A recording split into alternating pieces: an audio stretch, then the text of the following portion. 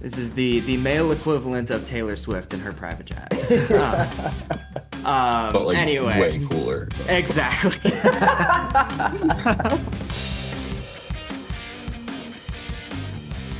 Welcome to Center Cup. I am Kyle Miserino, joined as always here by Will Neary and Nick Newmeyer, and we've got a Masters recap Monday. What a fun week and weekend it was.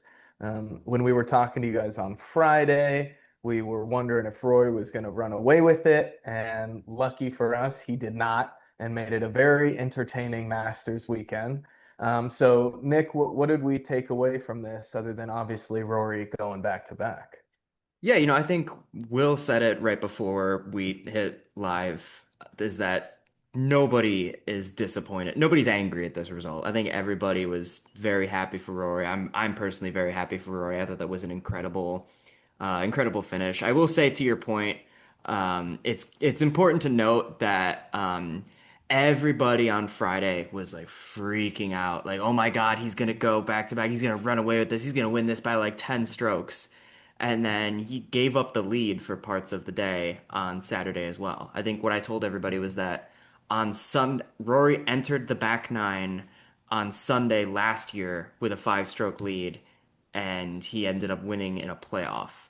And so I knew that lead wasn't safe. I knew there was definitely going to be some fireworks come Saturday. And I was just really impressed with the whole thing. And just obviously a great story. You could tell nobody really cares as much about the Masters as Rory McIlroy. You could see like just the history of the course, just the relationship he has with the patrons, with the members, with everybody. You could tell like this was just his weekend and he clearly relished in it. And all in all, I was just very happy for him.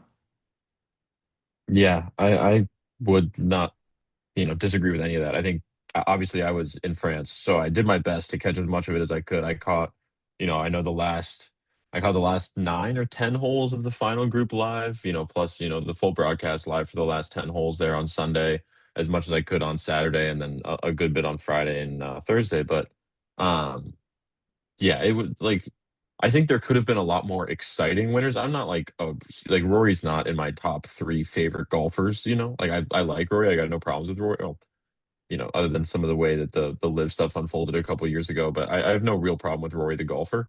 Um, but there were more exciting options out there. I would have been happier with a Cam Young win, but nobody is looking at Rory McIlroy going back to back and like being like it could have been way worse, I guess is what I'm trying to say. And this is a very happy ending for just about everybody. I feel like nobody's pissed, like Nick said. I'm glad he made it interesting. I'm glad he was willing to go one over on Saturday, let my guy Cam Young make up 8 shots for absolutely no reason, in just like a lights out performance, and then win it on Sunday. Kind of, I don't know if this was just me watching the back nine in France after running a marathon, tired on my couch at like midnight, or if this translated to you guys at a Masters party in Chicago having a good time with azaleas flowing. But my experience on Sunday was kind of like it was not a particularly exciting Sunday. I feel like Saturday was the big day, at least. Maybe it was just the back nine on Sunday.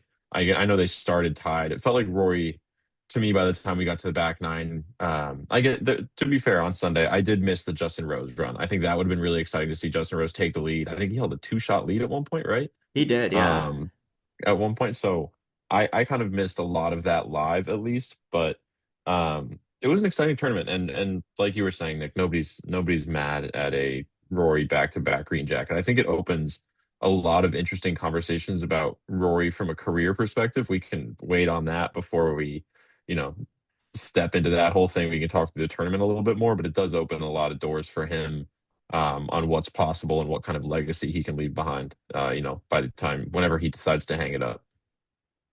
Yeah, I mean, I gotta disagree with you on that. It was not a boring Sunday.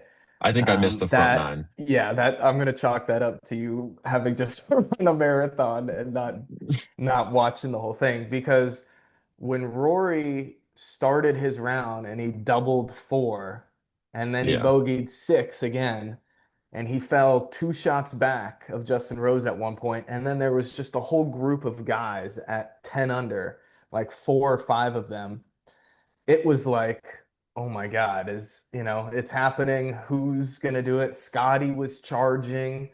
And there was just a lot of intrigue, I thought, throughout the whole round on Sunday. And then Rory's bounce back just, kind of topped it off. And it was just a testament to his perseverance throughout that. And I know he talked about that after the round. But Saturday was obviously great, a great moving day. But I thought Sunday was equally entertaining. Yeah, I think the only problem which I think could have that just may have led to your opinion, Will, I think is that nobody really like Rory did not, we've obviously said he did not run away with it, and there was every opportunity for Justin Rose, Scotty Scheffler, And yeah, Cam Young. There was ample nobody made opportunity for all of them to kind of take it from him, and none of yeah. them did. I think that's exactly what I'm trying to say. Nobody made the putts. Like on the back Right. nine, it was I was very happy that Rory won and Rory deserved that win certainly. Cam Young didn't lip out, but lipped out two putts and could have made four more shots. And Justin Rose missed a 1.5 foot putt on 17 or something or on 16. I forget exactly what hole it was, but down that stretch, he missed like a 1.5 footer among other misses. Like you said, exactly, Nick. I think that's totally what I'm trying to get at. You're right that Sunday was exciting. I think I missed the most exciting part of it, but then Yeah. when Rory kind of left that door open, nobody stepped through, and that was kind of I was like, okay, like he's giving you the chance, and I think the leaderboard as it finished kind of makes it seem like there were more people that were really in this. Tyrrell Hatton and Russell Henley were not a real part of the conversation, particularly. Maybe Never. Russell Henley was a little bit, but like not really. It was Cam Young and it was I guess Scotty Scheffler, and Justin Rose, but none of those guys really stepped up and made that final move that they needed to make to get into it, which I guess is what I'm trying to get at. But you're right. It was, I mean, I think it's also just so hard to live up to last year. Like it's just like Yeah, I think exactly. my expectation the ceiling has been set too high. Like I'm expecting too much out of it. So um but like we said, all in all, I mean, what a finish. Awesome stuff. I mean, I honestly thought that, I would say out of everybody that was making a charge, I thought Scotty was probably the furthest Yeah. back, which is why it didn't happen. But like that putty hit on 17, I thought for Hmm. sure that was dropping. That was Yeah. such a good putt. He really looked, I mean, the par fives. I mean, we can get into Scotty and then like later on in the episode, but Yeah. like I I was very impressed with it. I think before we kind of get into the places with everybody, I just want to point out we did not pick Roy McIlroy or Scotty I Scheffler, know. and they finished 1-2. I'm so embarrassed about it. I like, by Like, the way, I had people by Thursday afternoon, I had so many people texting me about what an idiot I was. I want to clarify a couple things to make myself feel a little bit better about why we didn't. One, I stand by I don't stand by my pick. My pick was horrific, but I stand by the reasoning in that Rory was coming in with like the reasoning where Rory's coming in with like we don't know where he's at. I stand by that part, but we only could have picked Scotty theoretically for a official pick or the one more.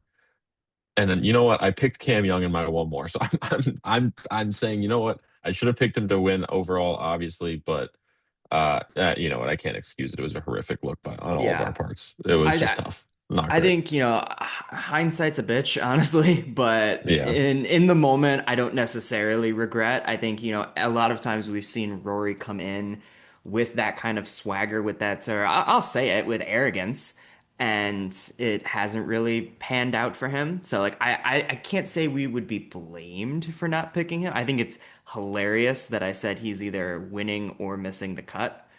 And so Yeah. I technically am vindicated here because I was half right. I mean, Yeah. I wish I would have known that Rory was taking private jets every day to Augusta and making it back to Okay, pick up so his what do daughter. Like, we? had we known that, maybe our picks would have been a little more informed. I mean, So that's crazy.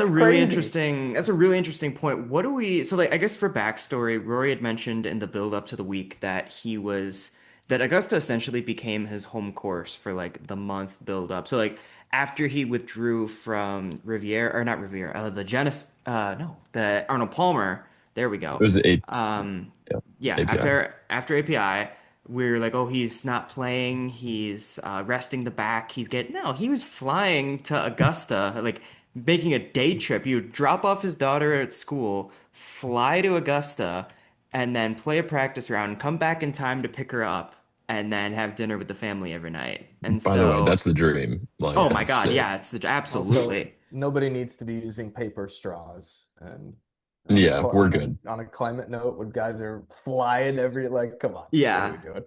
this is the male equivalent of Taylor Swift in her private jet. Yeah. But like way Anyway, cooler though. exactly. Oh, that might be the intro right there. I think, and where it gets a bit controversial for me is I personally didn't like what he said in the build-up, where he said, you know, it is a much better use of my time to come and play practice rounds at Augusta than playing in Houston.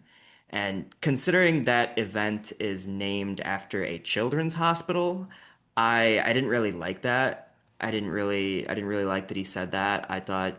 I don't really think what he said was wrong. I think by definition, yes, preparing at the course you're going to try to go back to back with is a better use of your time than playing a different event.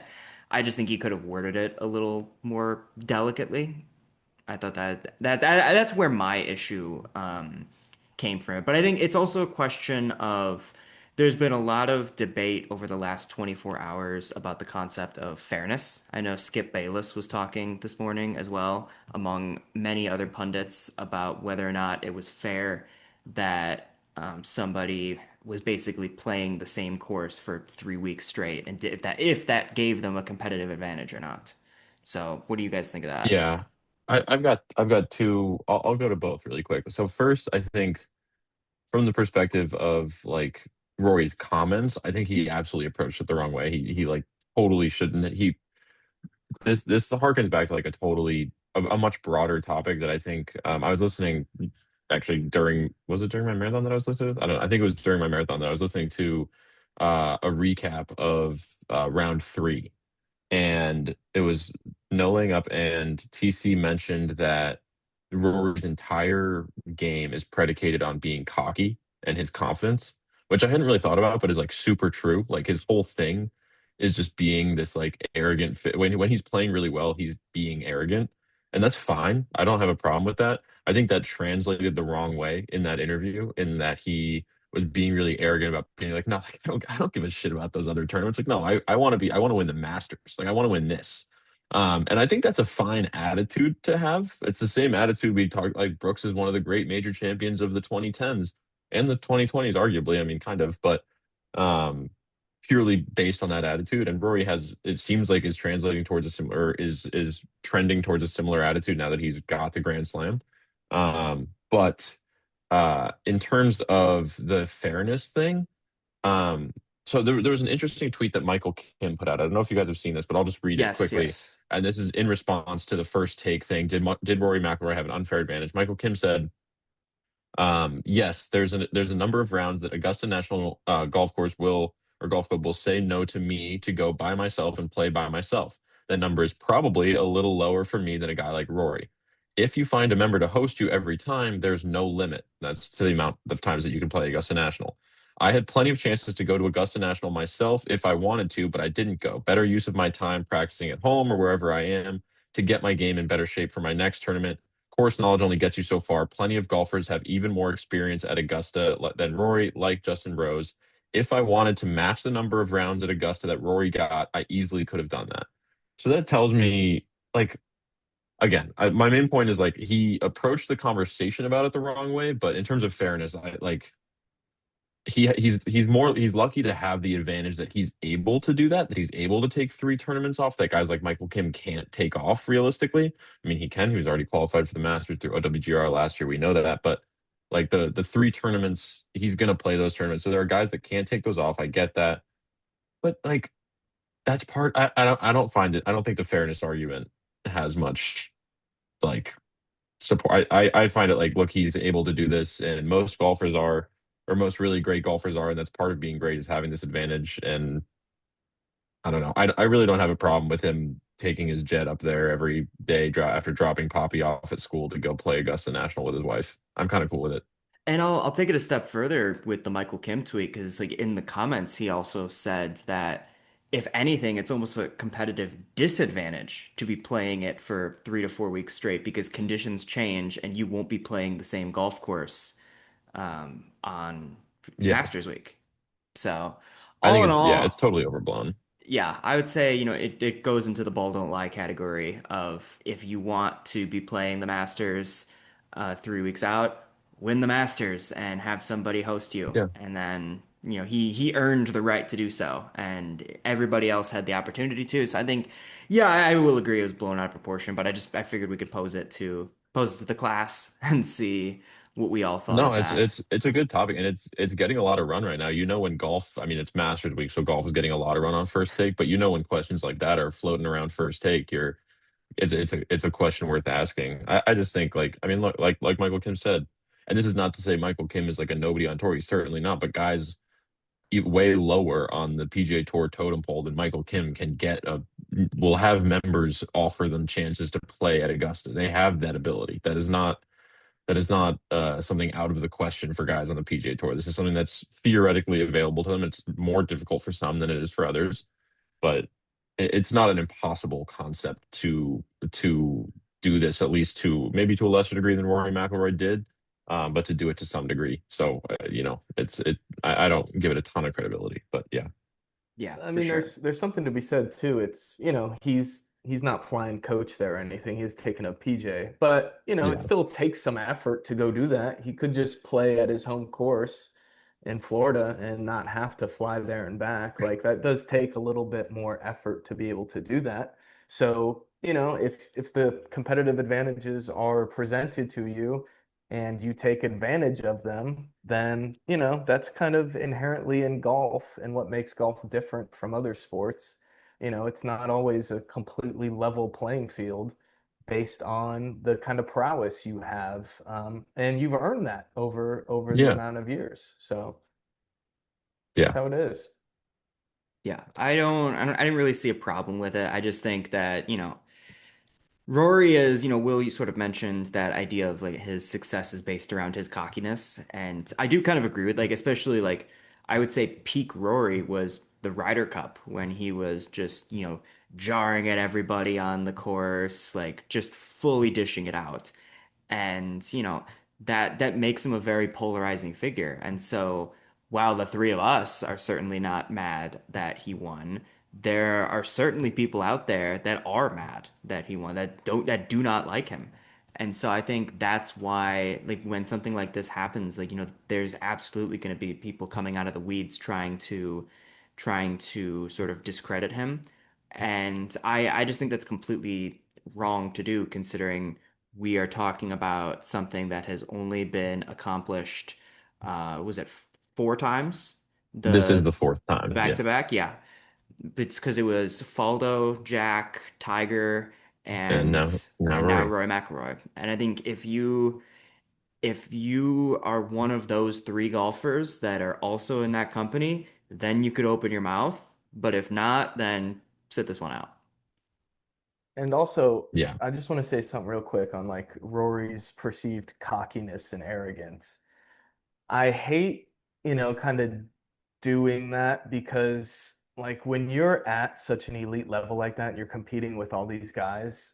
Like I'm of the mindset where, whatever you have to do to get yourself going to get to that level, like we just don't know what that's like to compete on that stage and Absolutely. in those guys. Like all the greats, Tiger, when I think about the early 2000s, you think about Tiger and Phil, right? Both of them notorious dicks. You know what I mean? yeah. Like No, I that's love it. that's that's how it is, Some you have to do that.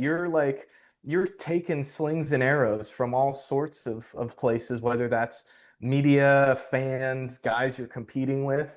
So, I agree like with Rory phrasing on the Houston Children's Open, not the best way, but like, that's just the reality, I think. And I think it's hard to, I'm not saying like we're criticizing that. I'm just saying I get it, I guess. No, it's Yeah. like a lot of what makes these guys great. I mean, it's like when you one of the most viral is the wrong word, but like one of the most famous clips of Tiger Woods is that interview with Curtis Strange where he says he came here to win in his first PGA tournament, and Curtis Strange says, "Well, second place isn't that bad. Like whatever, a lot of these guys are just out." And he's like, "No, I get that, but like, why would I compete if I don't think I can win?"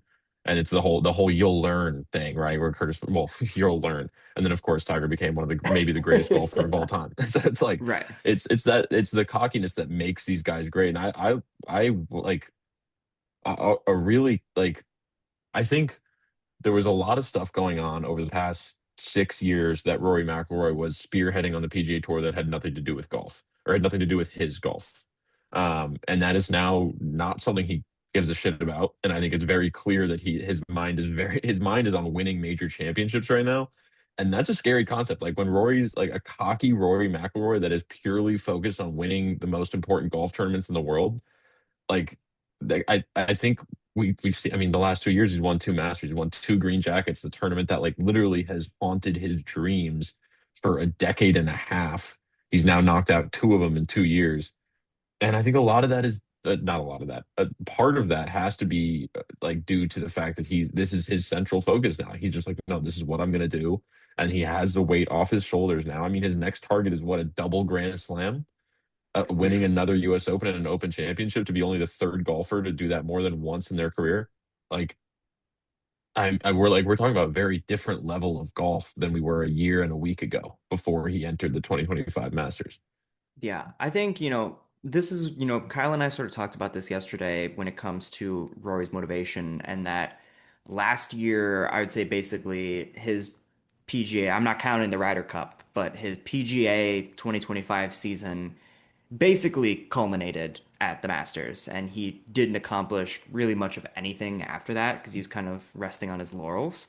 I'd be interested to see the way he approaches the rest of the season now, in the sense of like, is the double Grand Slam in order? Like, I definitely think that it'll be different from last year, where I definitely think he'll be in contention at one or more majors again. And I'd like to see him win another tour event this year too. I definitely, I don't want him to fizzle out like he did last year as well. And Hmm. there's definitely different reasons for that last year, but I think that um, I really want to see that. Like last year was sort of like the legacy define, or no, last year was sort of like the curse breaking win. This was the legacy Hmm. defining win, and I think what he does after this is going to sort of define that legacy. I think they said he would be the right now he's almost solidified himself as like the third best golfer of the modern age. And I think that's 100% a fair statement to say. And I think there's room to possibly get even further up on that list if I think we're talking he, about Tiger, Phil, Rory, right? I'm assuming yeah, that's what we're yeah, going back into the modern age to. Okay, yeah, I would say, I would say if he keeps it going, I'd say Phil is gettable in the next like yeah, 3 4 years. And so I definitely think we'll see what he does the rest of the year is basically what I'm trying to say. And I think that if he has a similar result to last year, then I'm gonna start asking questions. But um yeah, I guess we'll see. yeah. I mean, Phil, by the way, never won. Doesn't have a U.S. Open. Does not have the career Grand Slam. All So right. Rory's already got that leg up on him. But I mean, you still take Phil, obviously, for the career legacy. But I mean, I want to just pose the yes or no question, a very binary. Do you think that actually I'm going to pose two yes or no questions? Because I kind of think that Rory, I hinted at this already, that I kind of think that Rory's going to be the new Brooks. I know, like, I'd love to see him win a regular PGA Tour event. I don't think he gives a shit. I think if he shows up, he might just win because he's that good. But like, I think he's going to care a lot more about the majors. So my two questions for y'all are: first, do you think in his career he will complete the double Grand Slam? He needs a U.S. Open and an Open Championship. He's 37 years old. Obviously, won two majors in the last 2 years after a pretty long drought. Beat the same major, but twice. And then two, do you think that Rory will be in the final pairing of a major this year, another major this year? So the first question was, do you think he's gonna be the next Brooks? The first question is, just, do you think he's going to win the double Grand Slam? Oh, then yes, I do. I definitely think that You think he's is a going to knock out possibility. another U.S. Open and an Open? I think he's certainly capable of that. I'm asking for a binary, Nick. I'm asking, do you think he's going to? Yes, I do, because I think, Okay. the argument of age, I think you mentioned his age. I don't really think that's relevant in this case. I think age really only starts to become the detractor when you're talking about like Tiger and when he's like 50-year-old metal man. Yeah. But Yeah. remember, like Justin Rose is what, 43 years old and has been in contention at 45. 45, even 45. better. Yeah. And he's been in contention at both of the last two Masters. Obviously, Phil won the PGA at 50. I think if you have the talent, you absolutely are capable of doing that. And I don't think that talent is leaving Rory anytime soon. Yeah. And from a ball speed perspective, Gary Woodland's 41 and has like one of the top, like maybe it's not top five, but is hitting the ball like a fucking college student. Like he's Yeah, like I his mean ball speed's ridiculous. the technology is so out of hand that you can compete later, I think, now than Yeah. you ever I mean, have. I agree. Rory's got 8 to 10 years before we need to start talking And about like, Rory's like a guy who cares about his yeah, physical nature and like puts a lot of work into his body, obviously. men's health So cover athlete, right? yeah, Right up there with exactly. Vince Wilfork. Very And similar roles. I'd be honestly surprised if Rory didn't do the double Grand Slam. And will he be in a final grouping of a major this year? I would say yeah. I mean, Yeah, I think it's so hard to too. go I think I against him. agree. I mean, the mental place that he must be in now after winning two Masters in a row, and like just the way I'm just so impressed with the way he bounced back on Sunday after the Yes. double on four and then the bogey again on six, and he's two shots back, and then he just comes roaring back. No Hmm. pun intended. I think he's just a different dude. I think we talked about this a little bit on Friday, Nick. Like he's 37 and he's like there's this point where your physical is still there and you're in good, he's not his prime physically necessarily, but he's still close enough to it. But your mental is just so much better than it was Right. when you were 27 or even when he was 31. Like that's just that I'd imagine it's just going to carry him and he's just God, he's just so good at golf. He's just He good at really golf, is. man. And I'll offer the take that I would say if he doesn't win the Masters in a playoff last year, he crumbles this year and doesn't win. I would almost say that being able to like hold it out and win in a playoff kind of prepped him mentally in order Yeah. to be able to just kind of stay in Well, it. yeah, I think even beyond winning in a playoff, I think just winning while making a double bogey with a wedge in your hand on 13 and Exactly. like to come off that and be like, man, I can do all this stupid stuff and still get a green jacket out of it. Like I mean, I the can guy double was like, four this year. what was he, one of the worst drivers statistically of anybody in the tournament? Yeah, I Like think what was he so. did every single time he stepped up to a par five through like Saturday or whatever, like a quarter of the way Yeah. through Saturday, like he hasn't hit a fairway on one of these yet this week. Yeah, Took he until was like yeah. very erratic off the tee. Yeah. But that knows how to recover around Augusta. Like on 15, you just lay up short of that water, have a wedge in your hand, doable. All that's on eight, on two, you just blast it into the crowd. Apparently, just hit it as hard as you can at a group of people, and hope we get a good bounce. Which I think Right. is the greatest. I love that. I Oh, it's love so that. awesome. And I think that's what I was saying on Friday was that what makes this course great is it's not so much like your accuracy, your off the tee, it's your ability to escape. And if you, hmm because everybody's going to be making those mistakes. It's Augusta, it's a hard course. Everybody's going to be making those mistakes, but it's who is able to recover from those mistakes. And we saw Rory do that, and he did it better Mhm. than anybody else. Yeah. So. Is there any moment you guys are gonna remember from Rory's week or his weekend when you're thinking about this a year from now? I don't know. You tell me because For me, it's I'm gonna remember his par saving putt on 11 when he had kind of recovered from his double bogey and bogey, fell to 10, got himself back up to 11 under, and then you had a group of about four or five guys all at 10. He misses, it was like maybe a 4 or 5 footer that we've seen him miss a million times before. And if he misses that, he falls into that group of a five-way tie. Instead, he's nails on that par putt, makes it, and then comes back on 12 and 13 with back-to-back birdies to get himself back up to 13. I think that's what I'm going to remember about this round a year from now. You know, other than that, you kind of will just remember him winning, honestly. Yeah, I think I'll go for the cop Yeah. out and just say like there's not like a specific memory or specific hole in mind, but I actually, I take it back. Maybe when it was those like back-to-back birdies, like I didn't want to say it, but that's like when he like retook the lead after, so like Rose was at 12 and he was at 10. Once he got back to 11 and took the lead, I was very confident that he was not going to relinquish that lead again. And so I think I'm not going to say there was a specific hole, but just I would almost credit like just the entire back nine and his composure on the back nine is something that's really going to stick with me.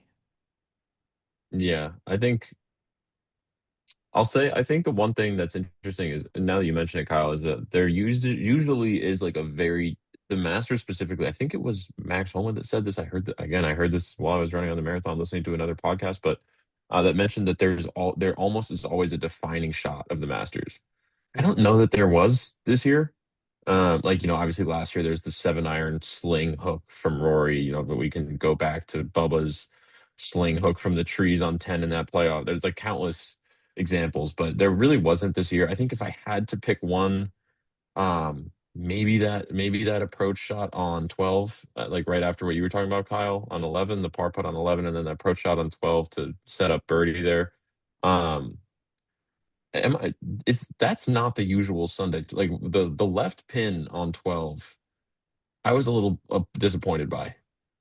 I don't, that's a Mhm. totally different topic of conversation. I was just like, why is it there? It's never there. Why do we have, am I crazy? Is it never there? Like, Well, I I don't feel remember like seeing that on Sundays.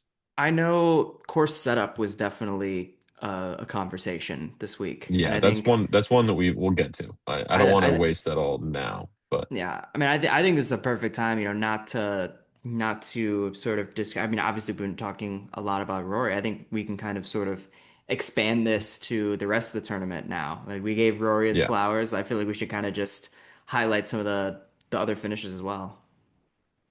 yeah, I agree. So let's go through that a little bit. We can get into the full course setup because I do have some stuff I want to talk about because I have a few I can't think of the word. I have a few trifles or issues with the way things Yeah, Well, transpired from Thursday through Sunday. so did Scotty, who we can talk about a little Yeah. bit it's now. the perfect segue. Yeah. Yeah, it really was He, well done, Kyle. I know you want to talk about it a little later with the relative difference between Thursday and Friday. But what did you guys make of Scotty's finish and whether he was sabotaged by Ha Tong Lee? I mean, He might first have been first off, sabotaged by like Hao Tong. full disclosure. On Sunday, Kyle had was saying that it was Russell Henley's birthday, but I heard him say it was Ha Tong Lee's birthday. So I went the entirety of the day thinking it was Ha Tong Lee's birthday, and then I saw he made the 10. And then they said on the broadcast that it was Russell. I'm like, "Oh my God, it's both of their birthdays?" What are And the then odds? and then Kyle and everybody else gaslit me into thinking that Ha Tong Lee was not his birthday and that Kyle never said Ha Tong Lee, but I will stand by it. But anyway, I think the main issue that Scotty had was that Thursday was set up as more of a firm, like hard day, which is not really like obviously Augusta's hard, but it's not characteristically that like really hard greens, like almost US Open type Yeah. course. And then instead of sort of sticking with that for consistency, they started watering the greens like crazy. And I feel like the course just got more scoreable as the week went on. And Scotty mentioned he had a bit of a problem with that. I mean, I guess I understand from his perspective, like it basically played like two different courses on Thursday and Friday. And Golf.com had a good article on it, and in it they have a quote from Scotty. He said, "I'm not in charge of course setup," Scheffler said. I would have liked to have seen it been a little more bit equal in terms of the firmness on Thursday and Friday. I was a bit surprised at how soft things were on Friday afternoon, especially as it got late in the day. Yeah, I think to me it total again, I'm not an agronomy expert. I don't really know, but to me it totally depends on why they did that. Obviously, I think like look, I don't again. This is why I say I'm not an agronomy expert because I don't know what it takes to maintain really firm and fast Augusta. Like I don't know how difficult that can be to try to get that to span 4 days. I don't know what kind of edge they were towing or line they were towing to try to make that work.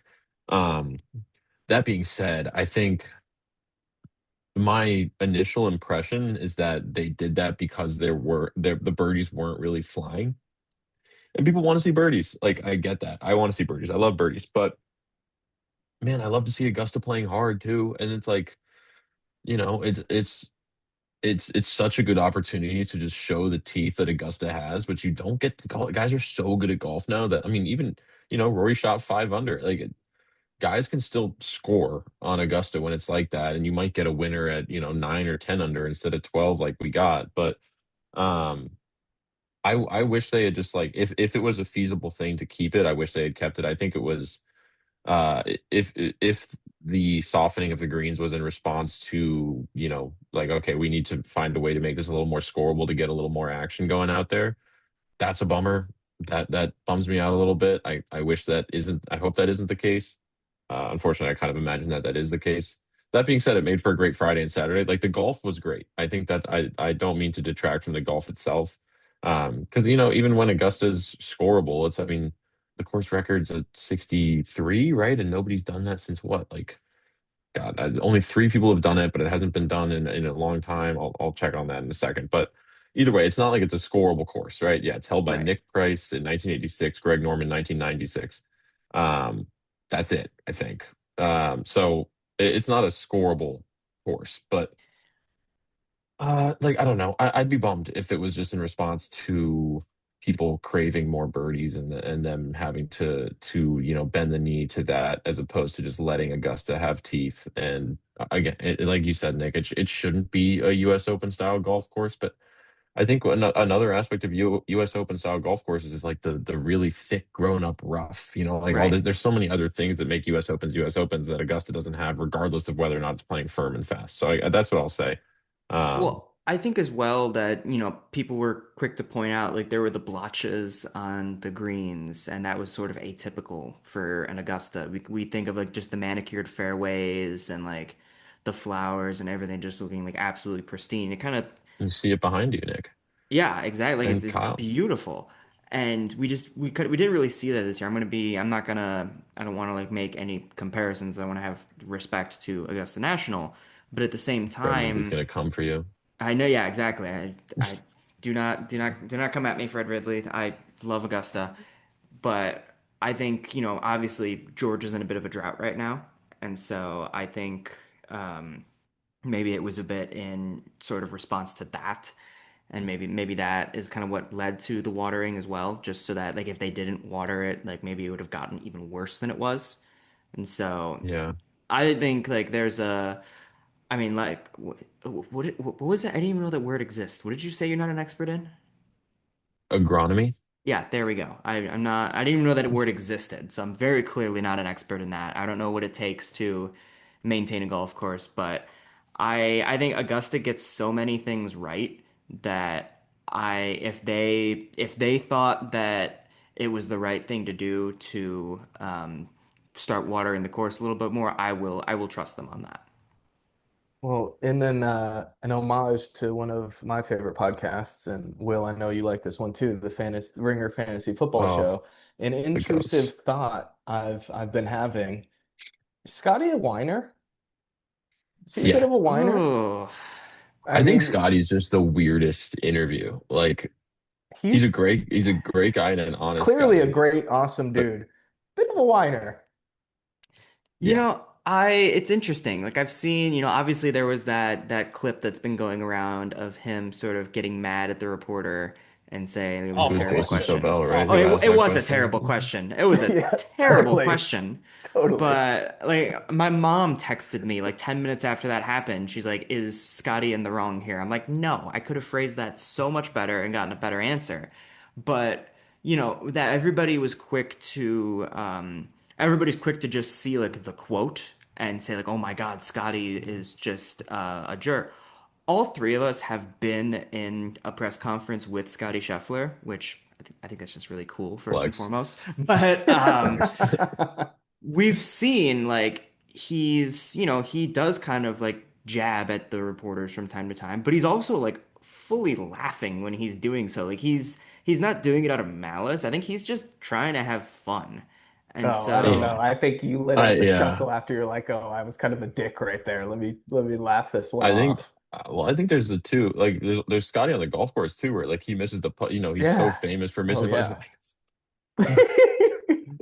Like I'm like, okay, man, you yeah. just missed it. It's fine. But I think the one that comes to mind is that other press conference earlier this year where somebody said, you hit X amount of golf balls on the range yesterday. Like, what did you find anything? What do you think you found? And he's like, well, that would find that would imply that I lost something. And I don't think I've lost. And it's like, dude, you're outside the top 10 for the first like three times in a row. Like you lost something. I don't know what to tell you. Like there's something different going on whether or not you lost it. So I don't know. I don't know if like Weiner, he's definitely like an exasperated, like a very clear, exasperated person when he's exasperated, whether that's putting, missing putts, or like getting a quasi stupid question or getting a question that he doesn't want to respond to. Just like, okay, like, He's funny. All I know is he's winning the next tournament he plays in. That's all I'm gonna say. yeah, which, Yeah. yeah, Um, RBC Heritage preview coming Wednesday. But okay, Exactly. Yeah. so and then quickly, second question I had. When you guys are talking about kind of the scoring and the firmness and blah blah blah, the Masters is obviously the widest appeal golf tournament there is all year. mhm, How much, and you guys talk about, oh, the course and showing its teeth and blah, blah, only golf sickos want to see the course battling yeah, against the players.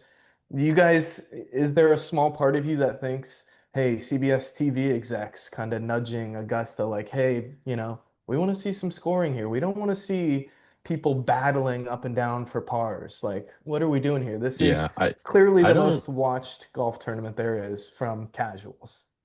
I don't know if like I don't know the order of operations, but conceptually, yeah. I mean the con like whether it's CBS execs, whatever the process is, um, that's what I think absolutely like the fact that it appeals to the golf fan that isn't watching, the Valero Texas Open last week, that it appeals to the broader golf fan is going to make that Do we have to shit on birdie like every Texas golf tournament? I mean, Roy with I love Houston, the you Valero. throwing I love Valero. the Like, come Valero. on, Hey, man. I, Texas is catching strays. I'm sorry. I'm sorry. Lone Star State, forgive me. But no, like there is whether like again, whether it's that order of operations or whatever, I think there is certainly consideration made for the fact that there is a broader golf audience watching that generally wants to see scoring, that generally wants to see birdies flying, that generally like wants to see an approach shot from 200 yards come to rest 3 feet from the hole. Like that is part of it. I think um yeah, I have a separate question just regard. I think another issue that was present this week was the inconsistency that people talked about a lot. I mean, Right. Scotty talked so much about how hard 15 stayed throughout the whole week, and you saw that. Like on Sunday, I have no idea how Cam Young's 7 iron bounced 20 feet after the first bounce over the green, where other greens are sitting soft, and you see guys getting spin elsewhere. There's a lot of different variables, but also 15's downhill. You'd think it would be even not softer, but long irons would be landing softer, just coming from a higher point, a higher apex, whatever. Um, I think inconsistency was a big issue. But to answer your question, I think there's absolutely some sort of consideration made for that. There has to be. I mean, we know what runs all of this stuff is, appeal and fans as much as or patrons, I should say, out of respect to the beautiful Augusta National Golf Club, which I love, but there has to be some consideration for that. I think just logically.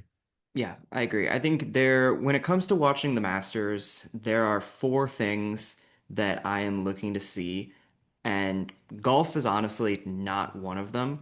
I want to see the azaleas. I want to see the bird sounds that are very much real. I want to hear the piano music, and I want to hear Jim Nance. And Two, that three of your sites were actually sounds for the record. Just to point that out. I got two words: Steve Nash, Chris Paul. Must see TV. CBS kind of caught some strays over the weekend. I mean, on What Well, happened 18, on we 18? we didn't know where no, either we ball lost was both going. approach shots. We You didn't can't see do that. any they didn't show any of Hatong Lee's expedition. Like, why didn't we I see dude, any of I that? There was didn't know just he shot an 80 until like nobody after the did. fact. Nobody did until you see it. I remember saying at one point, like, oh wow, we haven't seen Scotty in a while. And it was because he was waiting for Hatong Lee to finish up his 10. I mean, it was like, I don't know what was going on, Well, it was but also not even outside of Houghton Lee, like Scotty put himself in contention, got to whatever it was. I mean, he ends at what, 10, 11, 11. He ends at 11 and he got to like 9, which at that point I think was in contention. Maybe I'm and he misremembering the was numbers. stuck on But he 9 got forever. squarely into contention, then he couldn't make another birdie, and they Yeah. just like didn't show a single thing that happened until he was making another birdie. And so I was Right. like, did Scotty bogey? Like, where'd he go? Like, I'm checking my phone. I'm like, oh, okay. I also think the broadcast was behind the app somehow. I It was texting was, my friend yeah. who was watching the live CBS broadcast, like, and he'd be like, "Oh, I haven't seen that yet." I'm like, "How is that possible? I'm on the app. Yeah, Well, it's the same. I thought it was the same thing." that happened to us on Friday because we were like watching the final groups as we were recording, and I was like, "Oh, Rory's at 11.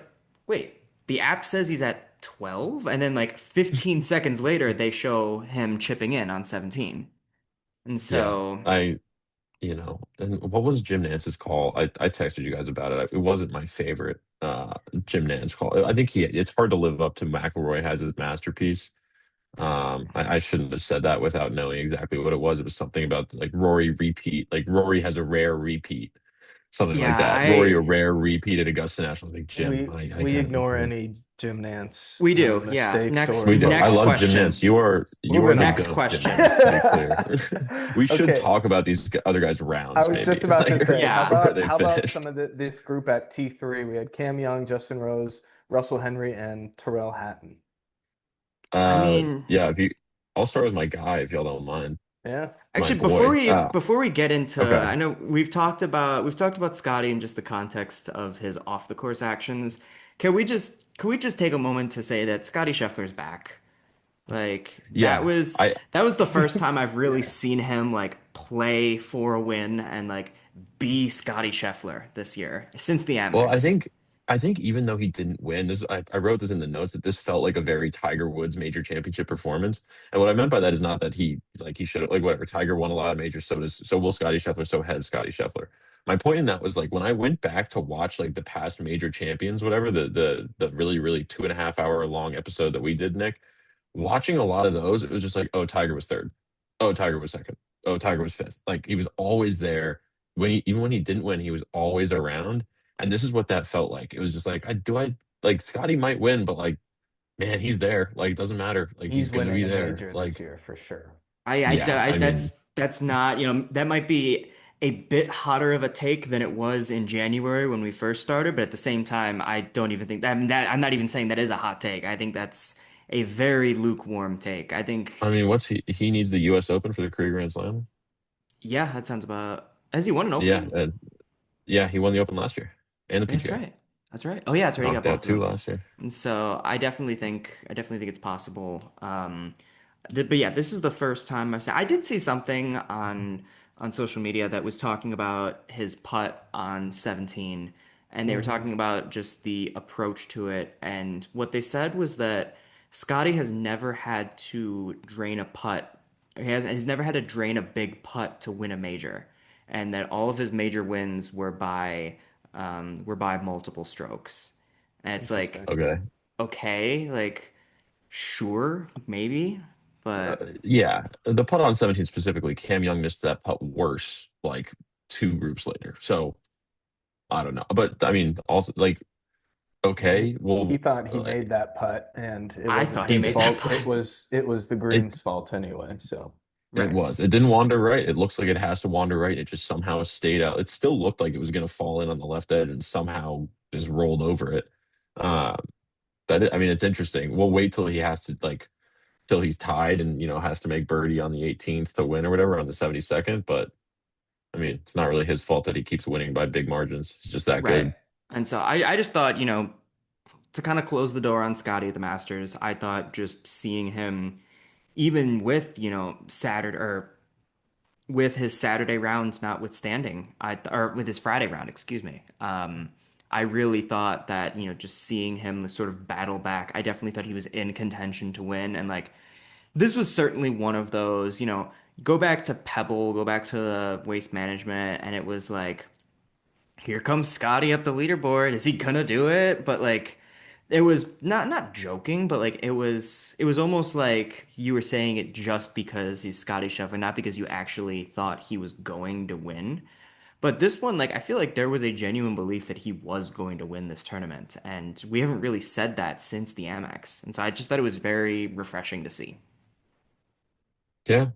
It instilled a lot of confidence in him back in me. I definitely think that he's someone that I really think this is going to be a momentum builder for him.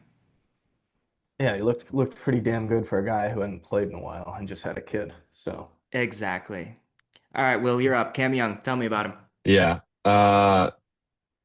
This was awesome. I mean, the 65 on Sunday was electric.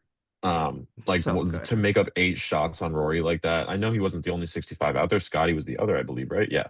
Those 2 shot 65s on Saturday, sorry. And just like that was the Cam Young that was like, okay, this dude's gonna knock out a couple majors. I think Sunday to me reflected what he talked about. We talked about this a little bit, I think, in Wednesday on the preview show, about what he said on Tuesday in the pre-Masters, press conferences, whatever, where basically he said that like he'd been in position to win majors before, or at least he'd been like top five position entering Sunday in majors before, and didn't felt like he played his way out of it. He just didn't play his way to the win, and that's kind of how I felt about this round. I mean, if you look at his round four strokes gained from this tournament, like he gained strokes in every single facet of his game, just like barely. And that's kind of how it felt watching it. Like he didn't really make any putts, but he didn't really like he didn't like screw up massively. he had a He wasn't making couple anything. he had a couple tough putts that looked good, man. Like two I or know. three of them on Sunday. And I don't 16 I looked don't good. 15 he should have made. it's just 17 like was the same putt that Scotty had. I don't blame him. Nobody had that read right, but he was right there. Like I had nothing but good signs. And you know what? I was like selfishly when he was entering Sunday tied for the lead, and I was like kind of giving him good credit to potentially win coming off of Rory's 73 on Saturday. I was like, man, this kind of stinks because like, people who win the major like Masters, like it's rare that they then win the PGA, which I have some money on. So like I kind of be okay if he held off. So, but no, I like he's playing incredible golf. I just sandwiched by two 73s where like, I don't have great recollection of the Thursday round. Obviously, they were showing a lot of other stuff, but the Sunday round in particular was just didn't have it. Like didn't have it perfect. Wasn't putting it to 3 feet, and the way his putter was rolling, he needed to be at 4 feet to be like making birdies. He just wasn't making stuff from outside of. He wasn't making the less than 50% chance putts. Those weren't going in, and the 75% chance putts were going in at 60%, and that happens. I've this did not this Sunday performance by no means made me worried about him fading under pressure in the future. At least to me, I think this was a. You might disagree, but to me, this was like a okay. This wasn't the one he was going to win. That's fine. Yeah, I agree with that. I think there are a lot of people that, I've been kind of saying throughout the week that there were multiple people that I thought were capable of winning this tournament, and I thought there were just a lot of people that are going to just be on the leaderboard and just be around, but are by no means in this tournament. I think another one of those that I thought really could have made the charge and won was Justin Rose. I mean, he And did make the charge, and then he reverse made the charge. right, no, he was leading the tournament, and I thought for a hot minute that it was going to be the year for him. And, at the end of We're the day, running out of there's years. we're running out of years, but We're running low. we're also kind of morbid. not. We're also kind of I not know. though. Well, yeah, you would have if you had told me we ran out of years 5 years ago, I'd probably been like, yeah, probably. But no, he keeps doing it. Just Yeah. keeps doing it. But yeah, I think if you look at there probably isn't somebody that cares more about winning at Augusta than Rory than Justin Rose. I think he's someone that you really see the passion, you really see that he cares, and you really hope that it's coming. just because he's too good of a player to not to. Yeah, just as that US Open, he deserves another one. And I mean, you look at the scorecard, 70, 69, 69, 70. Just like Not a consistent bad golf week. should have been no, and should have been better on Sunday. Finishes T3 at least should have been 11 under. Um, there's not a ton to say again because it was like just so purely consistent, but you're totally right. Like he deserves to knock one of these things out, and I really hope he does in the next couple of years. Yeah, exactly. And so And, just and what you were saying, Nick, that just to move on to another person, what you've said before and what you were kind of alluding to, not with Justin Rose, is that there are a lot of people sometimes that are just like the bridesmaid, like they're not winning yeah, this tournament, but they're just kind of around. That's how Sam Burns felt to me the whole weekend. same with Russell I know, Henley. yeah, Russell Henley too. Tyrrell Hatton, they made their Sunday. Well, Russell Henley made a weekend charge. He shot a 66 on Saturday. But yeah, Russell Henley and Sam Burns, I'll kind of throw into that boat where I was like, okay, they're there. Like Sam Burns really was there. I mean, what was he one shot behind Cam Young and Rory McIlroy entering Sunday? He was at 10. Yeah, I think Yeah, so. he was at 10. Um, I mean, he didn't full on eject. Obviously, he ended T7, 9 under, but it just he was unfortunately a side plot in this Masters, and it just didn't to me it didn't feel like he was going to necessarily win. Yeah, Like Russell Henley, I can see finding his way to a green jacket eventually. Sam Burns feels a little farther fetched, but he played great golf. To give Sam Burns some respect, like the 68 on Saturday was really impressive under the gun to like go out I and shoot agree. that and make his way up into that, okay, he's one shot off the lead heading to Sunday at the Masters. That was awesome. But he did still, the expression, always the bridesmaid, never the bride. He did feel once again like the bridesmaid. Yeah, and I think Tyrrell Hatton, like, it was cool. I definitely thought, a Sunday charge is a Sunday charge.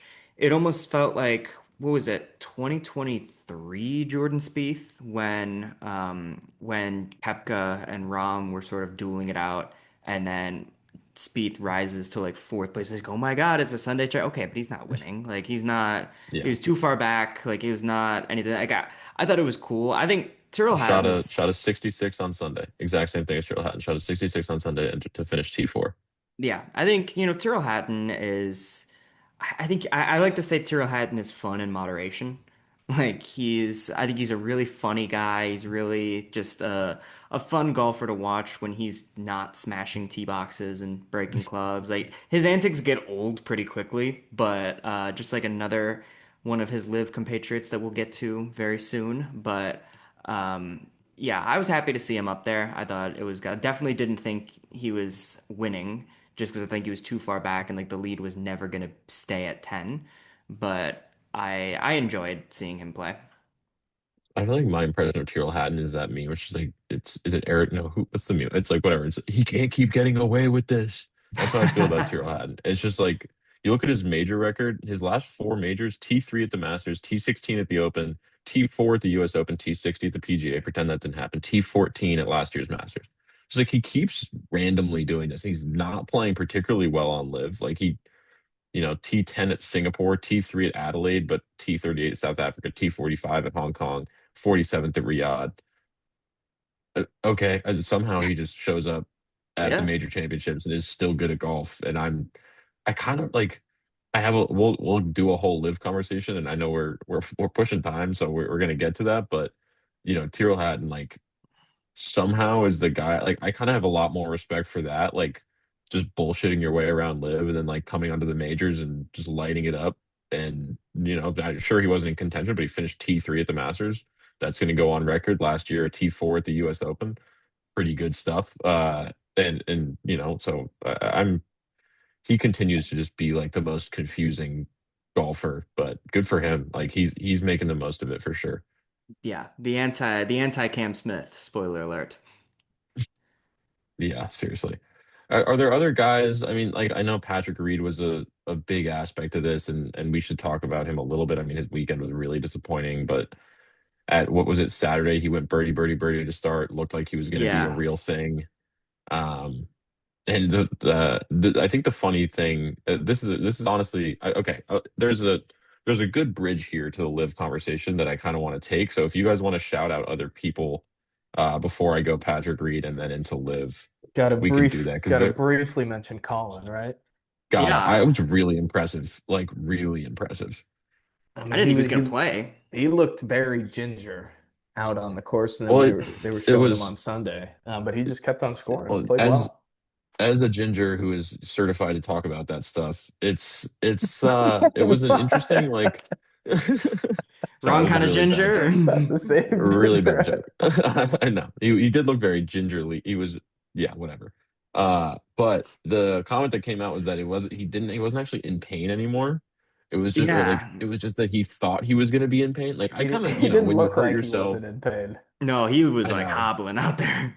But that's what you're saying is like, my back doesn't hurt. I'm just like convinced it's gonna if I full swing. Like if I go all the way and like try to put my all into it. And his distance was way down. Like he's usually a little above average. He was near the bottom of the field. If you just like open up like just, a Colin Morikawa on Data Golf and you look at like his normal stuff, he's usually slightly like in terms of yards above the average at tournaments recently, it's like 3 yards, 10 yards, 11 yards, 7 yards above. There's 1 yard below at the WM, but he's typically above average and then 18 yards below average at the Masters. And but all credit to him. I mean, like you said, one of you just said like I wasn't sure he was going to play. If he did play, I was pretty confident it wasn't going to be that pretty. I kind of fought his way into a T7 with after 74 to open it up. Like could have been in this tournament had he just kind of got out of the gate a little faster. Yeah, there's not a ton to say other than just like impressive considering the circumstances. Yeah, considering we didn't even think he was gonna play, I'd say a T9 is really, really good. I think we got to give a shout out to the not birthday boy of Ha Tong Lee, who gave a great quote saying that in the preparation on Wednesday he just practically lived on the toilet Yep. and was just not in good shape. Didn't even know if he was gonna play. No, like I'm not gonna say like I definitely think he would have like had he stuck around he probably would have fallen into like the side character like bridesmaid territory. Like he was not winning on Sunday, but it was really just refreshing to see him up there until just the 10 on was it 13 was just heart like it couldn't have happened to a better guy is the moral of the story.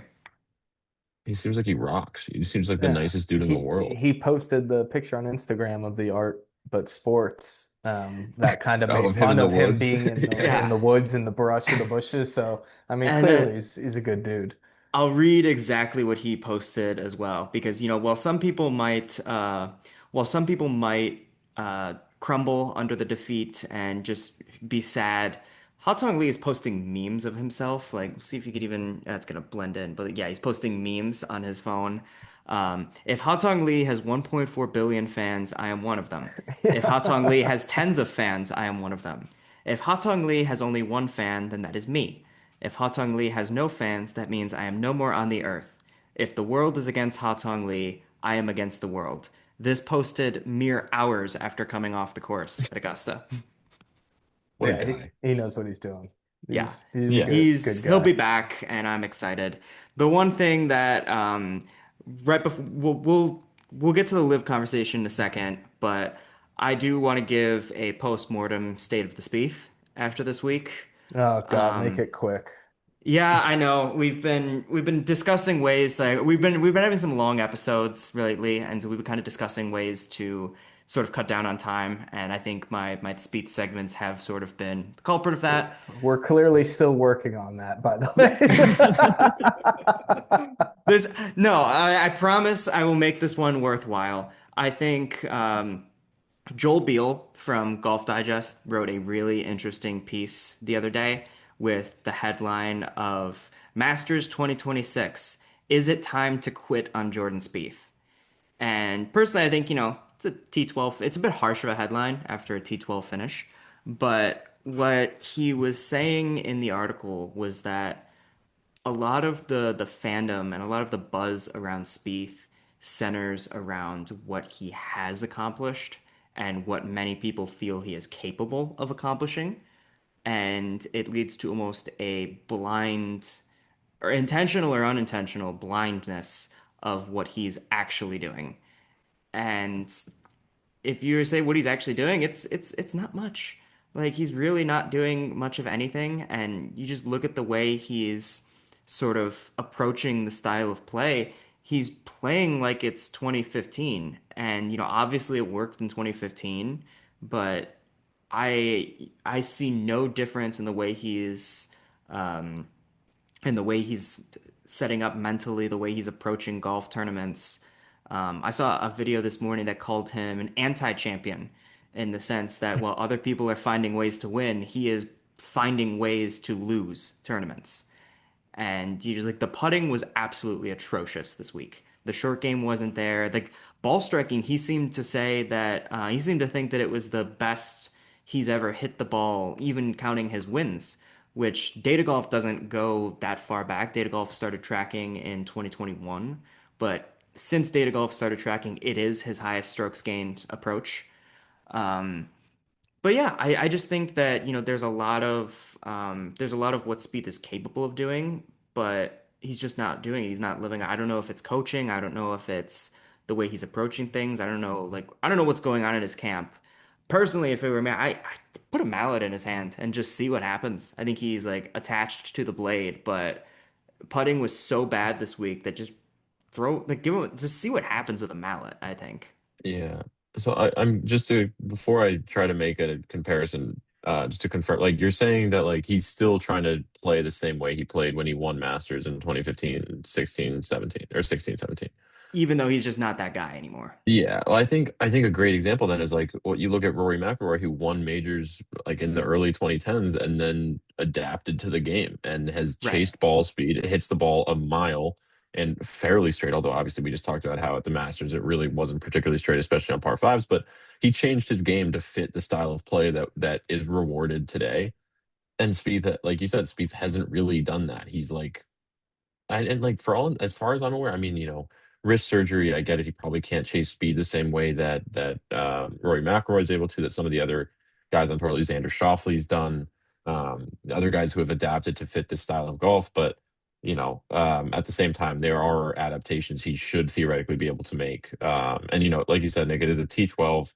It's a good finish. If I'd had to set the over under in terms of placement at pre-tournament, I probably would have said like 18 and a half. So this would have been an under. But carried by a Sunday 68, which is fine. That's nothing to turn your nose up at. But yeah, he's yeah, it's a lot of reliance on old performance slash like hope that he can return like to that. Like we all want Spieth to win, right? Like I feel like he'd be such a popular winner if he did it, but it's just like the man, it's just not there. Like he's not proving. Right. He's not. It's been a while since he's proven to anybody that he's got that in him. Right. And I think, to what you said, I think honestly, if there's one thing he's doing different from 2015 is that the driver is probably the best club in his bag right now. Like I would say off the tee, he's as good as he's ever been off the tee. And his iron play looks really good, but I think what really let him down was the putting and it was the short game at Augusta. And so I think, just sort of realizing, like, I think, it's not time to give up on Jordan Spieth, but I think it's time to expect less of him. And moving Yeah. forward, with God as my witness, I'm on the record. We are live right now. He is my prove me wrong for the rest of the season, and I will not be uttering any combination of the words Jordan or Spieth until I have a reason to. Do I get credit for Rory being my prove me wrong? Is that Well, if anything, do I I get any get credit for points? that. But yeah, that's true. Uh, No, but you so can you can segue this into your live talk and the worst pick of the weekend, Bryson DeChambeau to win, and the explanation for yeah, that. yeah, I know. But first, I'll get to that in a second. First, I do want to shout out Patrick Reed. Really disappointing weekend, and group him into Brooks Koepka though. But say like the guys who left live and they're performing, two T12s out of those two guys at -5. Patrick Reed, you expected even more after his Thursday, Friday. And then you look at the guys who, other than Tyrrell Hatton, who continues to be an anomaly. The other guys on live that we have, Dustin Johnson T33, which that's the second best golfer that finished at the Masters was Dustin Johnson. Okay. Sunday And this is 69, not Dustin though. Johnson Sunday 69, but this is not Dustin Johnson who won the Masters, right? This is in 2020. This is a very different Dustin Johnson that's placing Yeah. T33 this week. Didn't John see Rahm one shot he T38. hit all week. Nope. didn't even know he was there really, other than the fact that he had to be because he won this thing. John Rahm T38 after a Thursday 78, just like gross. Sergio Garcia, who we will have a longer conversation about in a second, Ooh. 52nd at +8. Charles Schwartzel, 54th, +12, dead last of people who made the cut. Bubba Watson did not make the cut at +5. Bryson DeChambeau did not make the cut at +6, and Cam Smith also did not make the cut, which like is a whatever. But Bryson DeChambeau, I will atone. I feel like I need to be in like a confessional booth, being like, "Forgive me, Father, for I have sinned. I have picked the devil to be my Masters winner." Look, it was egregious. It was like truly so grimy. I have no uh I understand what my thinking was, and I actually like don't think I was unreasonable, or nor was I alone in picking Bryson DeChambeau. Like I know Yeah, I would have agreed with you if you said he was going to win. I thought he I was was a not, good pick going into the week. yeah, like I was not alone in the public mind, but I was also not alone in like smart person mind, theoretically. Just in that, like, look, he has the experience here, two straight top six finishes, was playing well on live, which I, like we said, grain of salt, but I don't know what to do with that, but it's something, I guess. But I mean, literally the bunker play was just horrific. It was astounding. I mean, and there was a whole other thing that you can get into about his frustration, that lent to the vibes just being off. But he entered the 36th hole needing a bogey to make the cut, and he puts it in the left bunker in two. I'm like, all right, like just throw it on the green. We'll two putt. We'll be all right here. Of course, doesn't make it out of the bunker on the first shot by like an inch. To be fair, if it clears one more inch, it's a great shot. But I don't know why we're playing with that when we just need to make a bogey. Proceeds to leave it in the bunker. Then his next bunker shot inexplicably is like 5 feet right of the pin and hits the slope and goes off the green by 20 feet. Has to chip back up, makes triple, whatever it ends up being. I think it was triple because I don't think he even got up and down from off the green. No. Um, Makes triple bogey, misses the cut by two. And obviously, if you talk about Thursday, the 70-60 shot is like, the three shots it took him to get out of the bunker on 11. And it's just like, how can this be the issue here? Like, you're a professional golfer who, like, do the YouTube bunkers not like, do they not sit the same? Like, what's going on? Are we taking a couple shots out of the bunkers in our break 50s? Like, I don't entirely know how we can be this terrible at hitting bunker shots. It was a really tough performance. I mean, that it's like I think we're get like I don't think I can ever pick him again. That was so brutal. Like I don't know if I can. Not that maybe I wouldn't have in the first place, but like it would be hard to talk me into Bryson DeChambeau over the next 2 years at a major championship after watching that Yeah. situation, which is crazy because he's still a great golfer. But Yeah, absolutely. I think, Bryson, we sort of talked about this on Friday, was, your storyline heading into the week, Will, is Bryson DeChambeau a good guy? And like, has he fully, and I feel like every ounce of goodwill he had coming into the tournament just completely pissed it away when he bit gone. the reporter's head off for asking about his 3D printed irons, which another thing, like, I will acknowledge that Bryson DeChambeau is an intelligent individual. I believe he holds a physics degree from SMU. Clearly, he clearly poses some semblance of intelligence, but he strikes me as the person that thinks he knows more than he does, and in doing so, has to continue to do so in order to remain or like keep up appearances. What is with the insistence on these stupid 3D printed irons? Yeah. I mean, it's like again, I only say this because I agree and don't want to take their idea as my own, but Noling up made the point that nobody else has picked it up, which I Right. feel like says everything you need to know about the 3D printed irons. It's been God knows how many years that he's been doing this and nobody else is doing it. It's like, man, it's not working. Nobody's doing the single length, like every iron the same length with these fat grips. Like it's not working. I know he can't go back now, right? Like he's not going to go back to a regular iron or like a shorter pitching, like a shorter sand wedge or whatever. But And admit defeat? yeah, exactly. Like no, the interview where they're like, well, can't you kind of just 3D print another one? And he's like, oh, it's ridiculous. Like, no, of course, like, no, I need to get like, and it's like, okay, well, it's. it's kind of ridiculous to start with. So I didn't know that there were boundaries to our ridiculousness here, but Well, whatever. he can 3D print himself a green jacket. So He can. We should talk about Sergio Garcia though, because I do stand by the fact that I don't think he should be allowed back at Augusta National. So, okay, we'll give a brief synopsis of what happened as well. Sergio Garcia, notorious nice guy on tour, um, was not wearing the McDonald's uniform. I'll give him that. Probably was listening to us. Exactly, yeah. Little tournament prep, which means I hope he's listening to this right now and saying that was loser energy the entirety of the weekend. That was disgusting.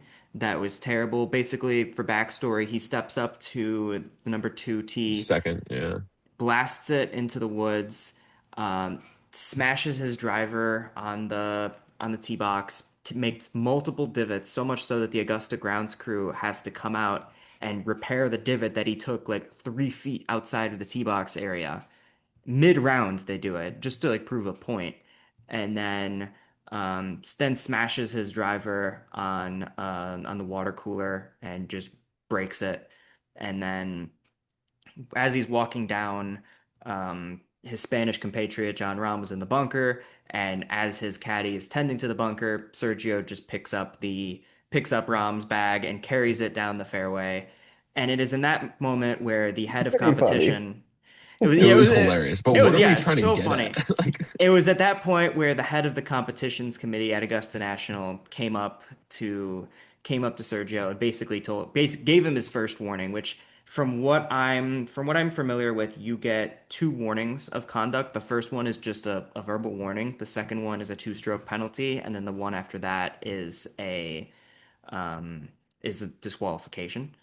And so they asked Sergio like what was said after the round, and I'm not gonna tell you that. Next question. And then he kind of tried to laugh it off as well. I was like, oh yeah, it made it so much easier from a strategy standpoint. I just took three wood every single time.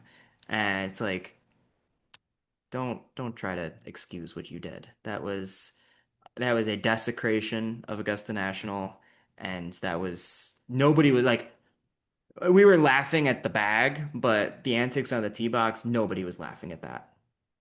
no. But I agree. I'm so like, what was the point of grabbing John Rahm's bag? What was the goal?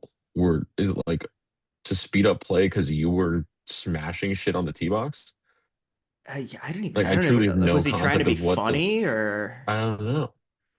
But there is to go back to the important part of this is there was a tweet by Mike Greenberg, Greeny on ESPN, where he said a lifetime exemption, which obviously Sergio has for winning the Masters, is a privilege extended by Augusta to its champions out of respect. If that respect is not reciprocated, there's no law that says a past champ cannot be banned. I'm not sure that they should have Sergio back after the garbage he pulled today. They shouldn't. I kind of hold the same opinion about what Wyndham did at the in the Oakmont locker room last year, smashing up all the lockers at Oakmont. It's like, should Wyndham Clark not really like, should an apology be enough for that? Like, I don't know. To some I extent, it don't feels know. It's like, a moment of weakness. but I a mean, but it's moment of weakness not where you're, though. It's not considering his but history. also, Kyle, like, do you have a moment of weakness where you just smash a ton of stuff in front of millions of people? Where, I mean, you don't have the opportunity to, I guess, yet, because Well, we're if our reaching a pod ever million makes soon. it, if our pod ever makes it big, then yeah, And our, maybe. our, our charity scrambled on the line. Yeah, I think then at least that needs to be on at least there should be a conversation where it's like this type of behavior is not tolerated, and something needs to happen to set a precedent at least. I know, like, public backlash is a certain punishment, etc. Um, but to like truly discourage it, you kind of need to have some sort of true punishment that is like public and known, and is actually something that golfers care about. Because also if you fine them 500 grand, none of these guys care really. I agree, and I think it's important that you mentioned Wyndham Clark, because a lot of the live bots on social media were out and about saying like, "Oh, you're really gonna disparage Sergio when you're praising Wyndham Clark after the shit he pulled at Oakmont." It's like, yes, why can't we do both? Like, Also, um, who's praising Wyndham Clark for well, it's like, or like like, defending Wyndham Clark and just like the person he is, and yeah. no shade towards Wyndham. Like obviously that was not a good look, but no shade towards Wyndham Clark. That's Well, I not think what the this is difference meant to be. also, sorry, the difference also is, and this is something that came out in full swing, is like that Wyndham has had long-standing issues that he's working to better himself at, and he's Exactly, made that yeah. a public conversation. Like, and that is not something that Sergio has done. Exactly. And that's why I'll give a bit more grace towards Wyndham Clark, which I probably wouldn't have done before Kyle Full Swing. disagrees. I mean, yeah, it's a bad look regardless. Don't get me wrong. I think like All of it's bad. there was a time for that. Like, I used to be a bit of a head case when I was golfing at like 16 years old, but I'm not 16 years old anymore. Or like Sergio Garcia is not 16 years old and he's playing at Augusta National. Like, grow up. Yeah, I agree. Is there a broader live conversation to have here about like the performance out of, Bryson DeChambeau, John Rahm? I mean, Cam Smith, I know is a conversation as well, but he's kind of even out of that bubble of guy. I know we'll talk about him, but Yeah. just in terms of like, go for it. I Take it think, away.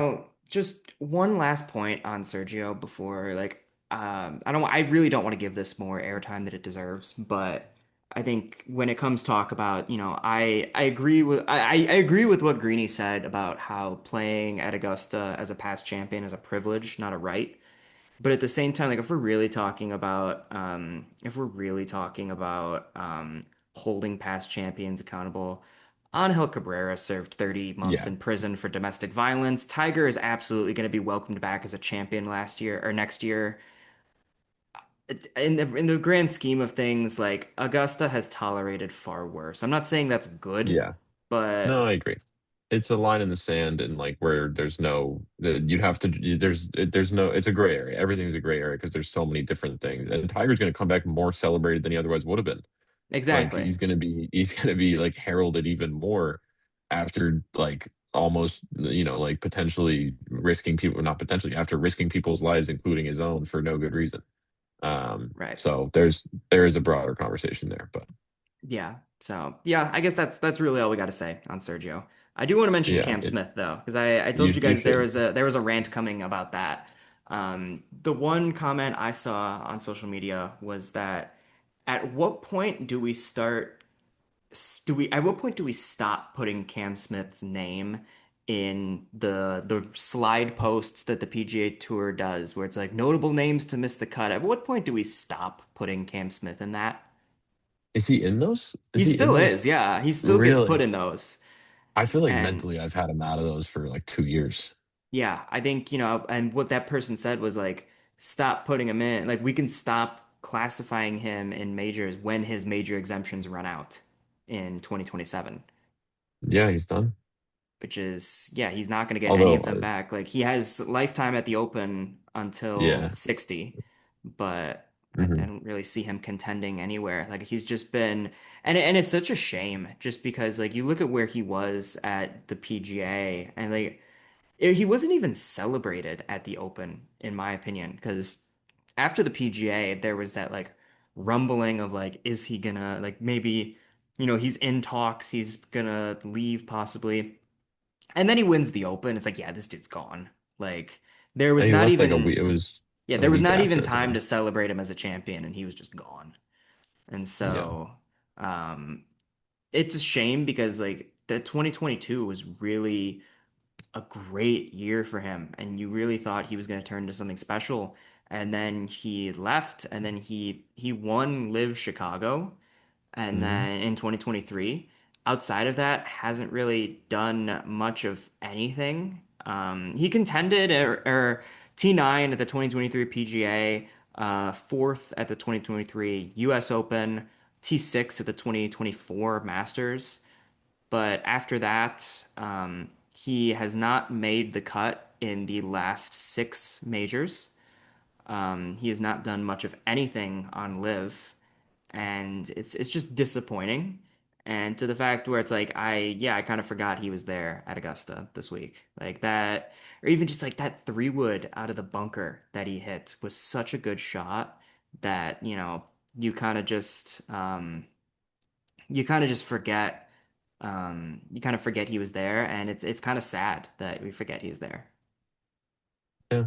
he had the talent. I mean, he was like when he had that 2022 year, it was like, okay, if he sticks around, like who knows what this could be. But it has pretty quickly become a nothing. Like it is, couple live wins in 2023, like you said, and then nothing aside from a couple top tens here and there. Yeah, I think it's time to put Cam Smith in the rearview window, and we can tolerate him at the major championships that he still has exemptions to, but we don't need to talk about him. And so I guess that's, outside of, and that was supposed to be, and that's why, it was supposed to be good for guys like Bryson or Cam Smith or even John Rahm, where like the whole appeal to live was supposed to be like the Brooks Koepka type player, where it's like, you're not gonna be wasting your time in Houston because you're gonna be playing like one tournament like a month basically, and then that gives you plenty of time to prepare and like be fully bought in for the majors. And there was some argument to that. Obviously, like Brooks Koepka won a major, Bryson won a major. Like there were live champions at majors, but just it was supposed to be like a viable model for preparation for the majors. And outside of like one or two like blips in the model, it really hasn't worked out like that. Yeah, I think. I mean, I feel like the result. This is the first, probably the major that paints that the clearest, right? Like with just the way that even the best that like lives best finished. I mean, again, I'm gonna like quasi leave Tyrrell Hatton out of this because I just don't even understand how he keeps doing this. But like John Rahm T38 plus one, or one over, sorry, Bryson DeChambeau missed the cut at plus six, and like those are the two guys that you want. They were number two and three on the odds board like before the tournament started. I mean, Right. obviously I don't know what to do with live finishes, but I like to think Vegas has a good idea of like how this stuff works. They tend to be a lot smarter than me. So clearly there's something going on. Like these guys have the talent. Like Bryson, I don't know. I can't even begin to explain how confusing that whole thing was. And then John Rahm's 78 on Thursday. Just like we're shooting six over on Thursdays now. Like that's just a good on him for fighting back and getting inside the cut line and shooting a 68 on Sunday, etc. Which like was never a part of this tournament. Yeah. Yeah, And I there's not a think lot to say the other than that. I think the conversation looks a lot better if Patrick Reed and Brooks Koepka did not leave. I think that would have sort of amplified the finish a little bit more. But I think it's telling that the outside of the Tyrrell Hatton outlier, that the two best live players are no longer a part of live. I feel like that's incredibly telling. Yeah, when we should shout out Brooks. I don't want to talk for too long about him just because it was like an uneventful T12, but as a T12 at the Masters, like to me, his most impressive finish of the year. I think, Yeah, I'd agree. when I say to me, like probably unanimously his most impressive finish of the year. Um, 5 under T12, 72, 69, 71, 71. Like I said, pretty unexciting. I don't think we saw a lot of him on TV. I don't know, maybe that was me in France missing some stuff, but he didn't seem to be taken front and center necessarily to me. I think he was Um, featured a couple days. okay. Yeah, that's true. Featured groups he would definitely have been in. But T12, um, also like I don't have a ton. Again, I feel bad not having seen a lot of him, but assuming his play was pretty solid and consistent, like it's all signs pointing up. Really impressive finish. The one thing I will say, um, I guess he probably would have been. Well, this it gets him into next year's Masters, which is a conversation for a long time from now. But it does qualify him for next year's Masters. Top 10, top 12, and ties get into the following year. So that's a good thing, obviously. And we'll just see where his game continues to trend as we get into the latter part of the season. And it's a huge event to pick up FedEx Cup points that he needs to, Yeah. find his way into signature events, find his way into the FedEx Cup playoffs, etc. Which I think because Thor Bjorsson's in the field now, because Justin Rose withdrew, I believe Brooks Koepka is now first alternate at the RBC Really nice. Okay, through sponsors exemption or something like that. I like it. So I think, I don't think anybody expected the wins to come right away, so we're not going to dog him for that. But I definitely think this is one of the first. This is sort of where the expectations were for Brooks Koepka, and I would say he's meeting them at his return. Yeah, So, yeah. Again, I missed a lot of his play, but scorecard wise, great.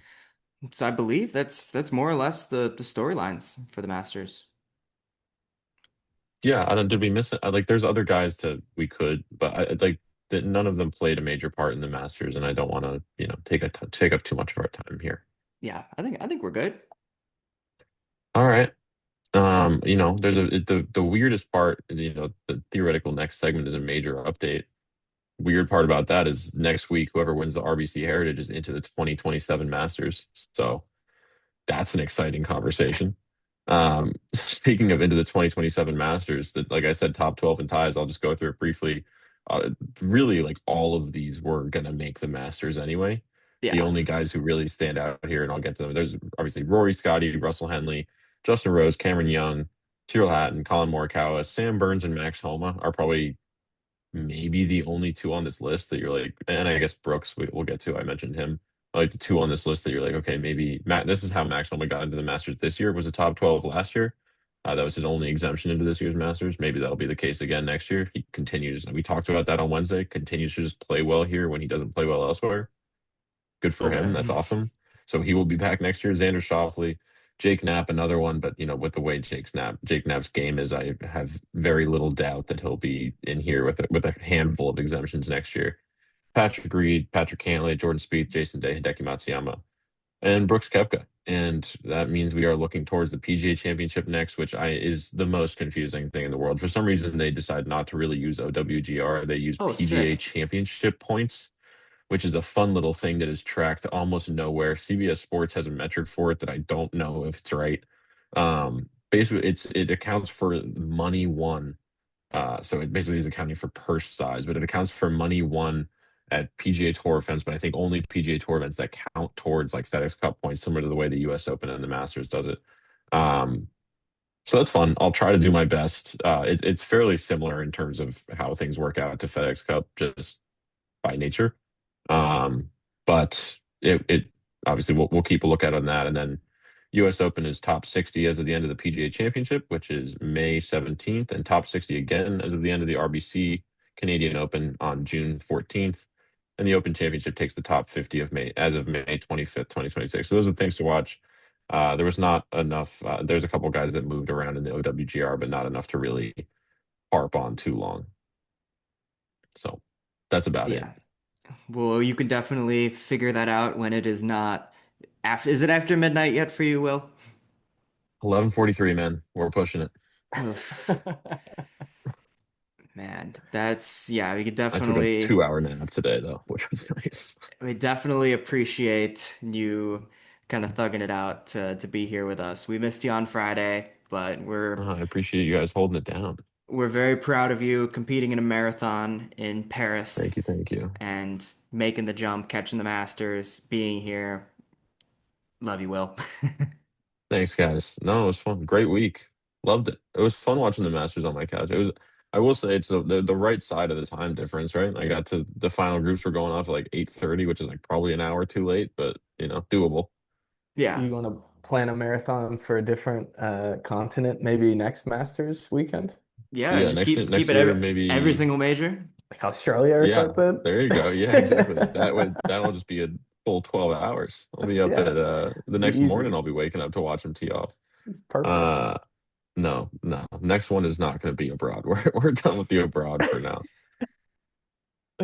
Awesome. All right. Well, we will be back on Wednesday per usual. We've got the RBC Heritage, as we mentioned, to look forward to. So we'll take a peek at that. LPGA is at the JM Eagle LA Championship. So I'm sure we'll Yeah. briefly talk about that. Corn Ferry Tours in Tulum. I'm sure we'll mention that as well. Um, you can always follow us on Twitter X at Center Cup Pod. Instagram and TikTok at centercup.pod. Mock us for our picks. Nobody truly outstanding this week for our Masters picks. I Mock mean, me hey, specifically. I did you I see deserve my it. score? I finished under par. I know. Oh, We're going to adjust how that all works next time. We're Yeah. gonna adjust for some miscut situations, but it was a well-deserved win, Nick. You fully deserved that one. What did you have? Justin Rose T3, Jordan Spieth T12, Fitz T. You had a lot. You had four guys under par. It's nothing to turn your nose up at. Yeah, Yeah, those were some good picks. it's not quite Kyle levels of dominance, but No, we're not we're, quite. we're No, working our way back. We're still all chasing. Still all Yeah. chasing. Could we get a fantasy update at some point in the next few days, please? it's coming out tomorrow. Yeah, don't worry. It's coming out tomorrow. I People know want to Ben know. Ben Griffin showed signs of life. I feel like that's something we glossed over. Yeah. Kind of shit the bed with a 5 over final round, but was in very good spot for most of the. Well, I mean, it's going to be a T30, but like I did not expect to see as much Ben Griffin as I did on my TV throughout the week. No, best performance of his year so I, far for sure. I was thinking the same thing about Sam Burns. I was like, gosh, I've had you on my fantasy team. You've missed three cuts this year. Now you're like battling at the Masters. Like, what is happening? Well, this I is when the mean, points matter, Kyle. This is all that Yeah. matters. Yeah. I mean, I'll take it. there was no low amateur this week. Neil Shipley can hold on to that one, but Yeah, technically it was Ethan Fang, so I'll stand on the one right pick I had, even though technically there also wasn't a low am because nobody made the cut. But he Yeah, was tied at nobody plus was eight in with Butler Jackson Cabin. Harrington. No, no, that's pretty upsetting. Bad showing from the boys.